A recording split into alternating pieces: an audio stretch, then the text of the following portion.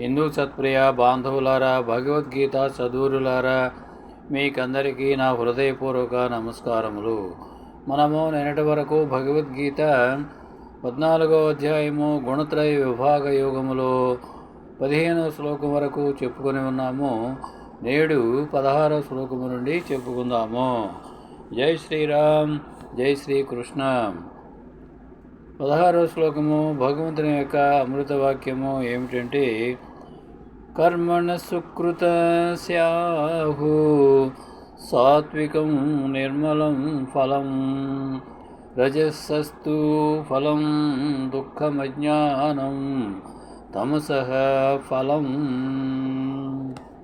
అంటే ఈ భగవంతుని యొక్క అమృత వాక్యానికి తాత్పర్యం ఏమిటంటే, మంచి పనులు చేయించే సాత్విక కర్మలకు సత్వగుణ సంబంధమైన పరిశుద్ధమగు సుఖమే ఫలమనియు, రజోగుణ సంబంధమైన కర్మలకు భవబంధమే అసంతృప్తే ఫలమనియు, తమోగుణ సంబంధమైన కర్మలకు అవివేక అజ్ఞానాల వల్ల తరగని భవరోగమే ఫలమనియు పెద్దలు చెబుతారు అర్జున అని భగవంతుడు చెప్పారు. దీనికి భాష్యం ఏమిటంటే, ఉత్తములైన వారి ఇండ్లలో పుట్టినవారు, ఉత్తములైనటువంటి వారి ఇండ్లలో పుట్టినవారు సుఖపడతారని, మధ్యమ అధమ ఇండ్లలో పుట్టినవారు తక్కువ సుఖపడతారని అనుకోవడానికి కూడా వీలు లేదు. ఎందుకంటే మానవుల సుఖదుఖాలు పుట్టిన కులాన్ని కుటుంబాన్ని బట్టి రావు.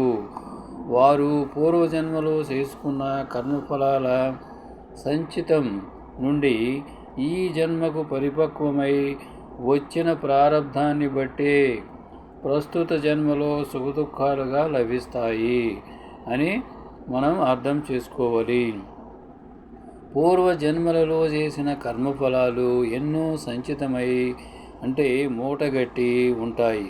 వాటిలో సాత్విక భావంతో చేసిన మంచి కర్మలు, రజోగుణంతో చేసిన స్వార్థ కర్మలు, తమోగుణంతో చేసిన విపరీత కర్మఫలాలు కూడా ఉంటాయి. ఈ విధంగా 3 రకాలుగా ఉంటాయి.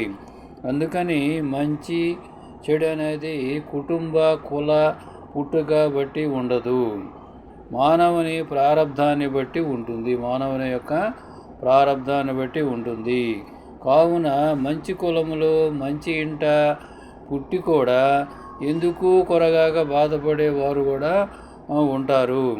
అలాగే తక్కువ స్థాయి కులంలో కుటుంబంలో ఏమీ అవకాశాలు లేని చోట పుట్టి కూడా ఎంతో ఉన్నతంగా సుఖాన్ని అనుభవించేవారు ఉత్తమ స్థాయిలో ఉన్నవారు కనిపిస్తారు మనకి.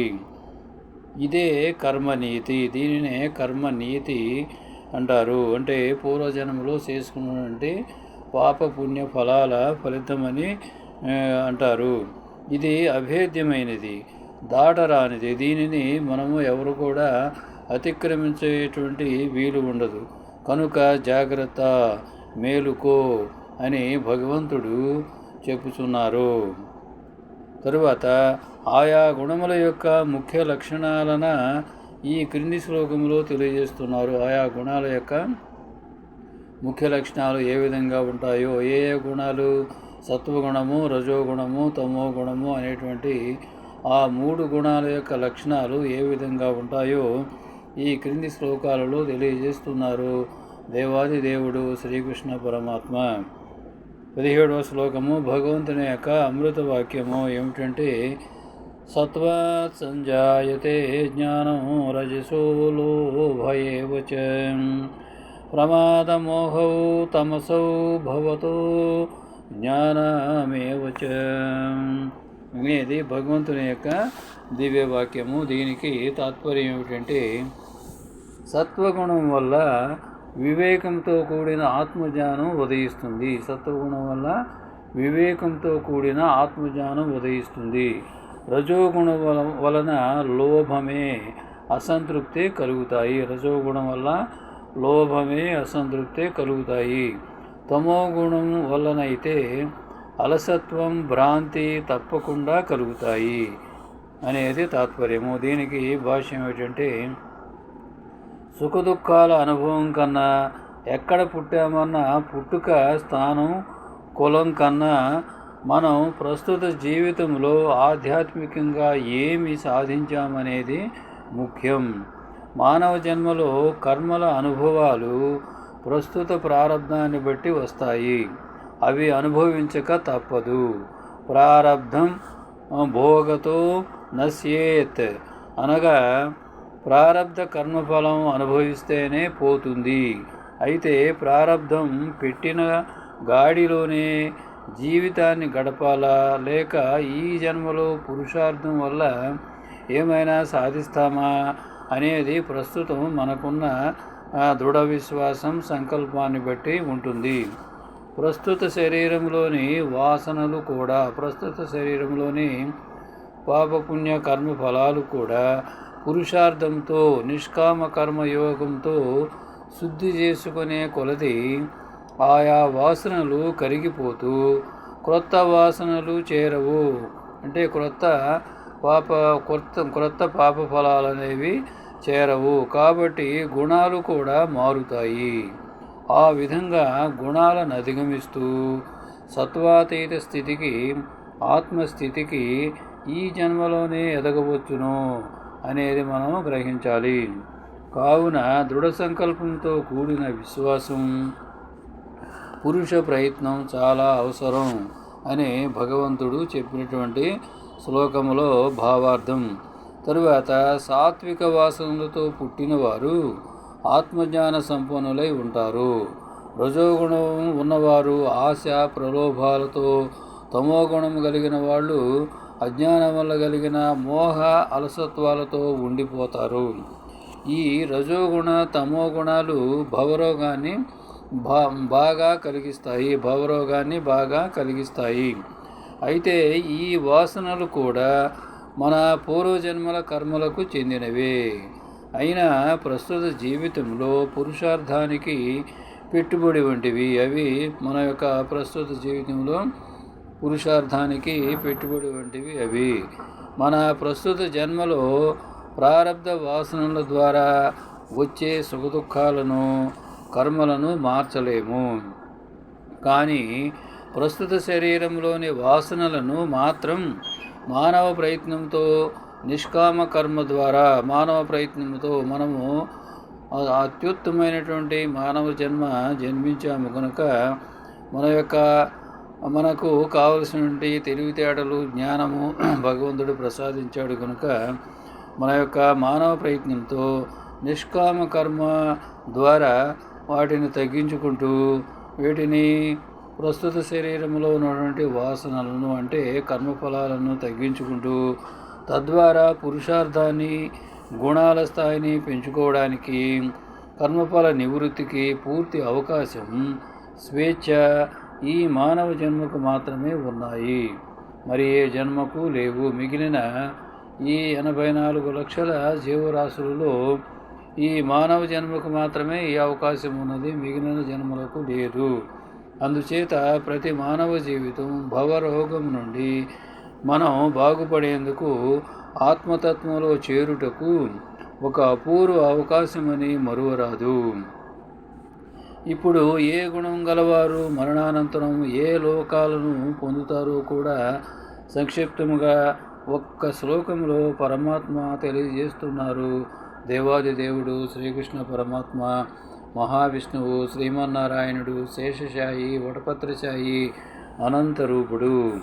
18వ శ్లోకము భగవంతుని యొక్క అమృత వాక్యం ఏమిటంటే, ఊర్ధ్వం గచ్చంతి సత్వస్తాః మధ్యే తిష్టంతి రాజసాః జగన్య గుణవృత్తిస్తాః అధో గచ్చంతి తామసాః అని ఈ శ్లోకంలో భగవంతుని యొక్క అమృత వాక్యము. దీనికి తాత్పర్యం ఏమిటంటే, సత్వగుణములో నిలిచిన వారు మానవత్వానికి మించిన ఉత్తమ లోకాలను, రజోగుణములో నిలిచిన వారు మధ్యమమగు మానవ లోకమును, అధమ నీచమైన తమోగుణములో నిలిచిన తామసులు అధమ జన్మలైన పశు పక్షి క్రిమి కీటకాది లోకాలు పొందుతారు అనేది భగవంతుని యొక్క దివ్య వాక్యము. దీనికి భాష్యం ఏంటంటే, పట్టుదలతో కృషి చేసి సత్వాతీత స్థితిని వృద్ధి చేసుకోవడానికి తగిన మనఃస్థితిని నిలుపుకున్న వారు సత్వగుణములో నిలుస్తారు. వారిలో జ్ఞానం నిలకడగా ఉండి వ్యక్తిత్వం దృఢమై మెరుగుపడుతూనే ఉంటుంది. క్రమేణా ఆత్మను పరమాత్మ తత్వమును వారు చేరుతారు. రజోగుణములో నిలిచిన వారు ప్రపంచం మీదనే దృష్టి ఉంచుకుంటారు. కాబట్టి అందులోనే కర్మఫలాలను అనుసరించి రంగుల రాట్నములాగా ఉచ్చ నీచ నీచ ఉచ్చ జన్మలు పొందుతూ సదా తిరుగుతూ ఉంటారు. అంటే పుడుతూ సస్తూ ఉంటారు. తమో గుణములోకి జారిన వారు ఇంకా క్రిందికే దిగజారుతూ నీచాతి నీచమైన మూఢ జన్మలు పొందుతూ ఉంటారు. ఇటివారు భవబంధం నుండి బయటపడడం బహు ప్రయాసతో కూడినది. ఎంతో ఉత్కృష్టమైన కృషి అవసరం. కావున ఈ మానవ జన్మలో కనీసం మానవత్వం కలిగి ఉంటే మరలా మనిషిగా పుట్టవచ్చు. కనుక మనం అర్థం చేసుకోవాల్సింది ఏంటంటే, ఈ మానవ జన్మలో కనీసం మానవత్వం కలిగి ఉంటే, మానవత్వం అనేది కలిగి ఉంటే మరలా మనిషిగా పుట్టవచ్చు అనేది మనం ముఖ్యంగా అర్థం చేసుకోవలసి ఉన్నది. ఆ పరమాత్మను పొందుటకు మరొక అవకాశాన్ని కూడా పొందవచ్చు. అంతా మన ఇష్టమే. అంటే మనం నడుచుకునేటువంటి తీరు తెన్నులు పాపపుణ్య కర్మలు మనం చేసేటువంటి కర్మఫలాలను బట్టే ఉంటుంది అనేది మనం అర్థం చేసుకొని ఈ మానవ జన్మలో సన్మార్గంలో నడవాలనేది భగవంతుడు మనకి ఉపదేశించారు. ఈ శ్లోకంతో మనం స్వస్తి విరమించుకుందాము. తరువాత 19వ శ్లోకం నుండి రేపు చెప్పుకుందాము. జై శ్రీరామ్, జై శ్రీకృష్ణ. హరే కృష్ణ హరే కృష్ణ కృష్ణ కృష్ణ హరే హరే. హరే రామ రామ రామ హరే హరే. శ్రీరామ జయ జయ రామ. శ్రీకృష్ణ జయ కృష్ణ జయ జయ కృష్ణ. భగవద్గీత శరణం శరణం. రామపాదం శరణం శరణం. కృష్ణపాదం శరణం శరణం. భగవద్గీత అభయం అభయం. భారతదేశం శుభం శుభం. భగవద్గీత హిందూ జయం జయం. ఇట్లు భగవద్గీత హిందూ మిషన్ వెంకటరామ సేవక్. భారత మాతా కీ జై. జై హింద్.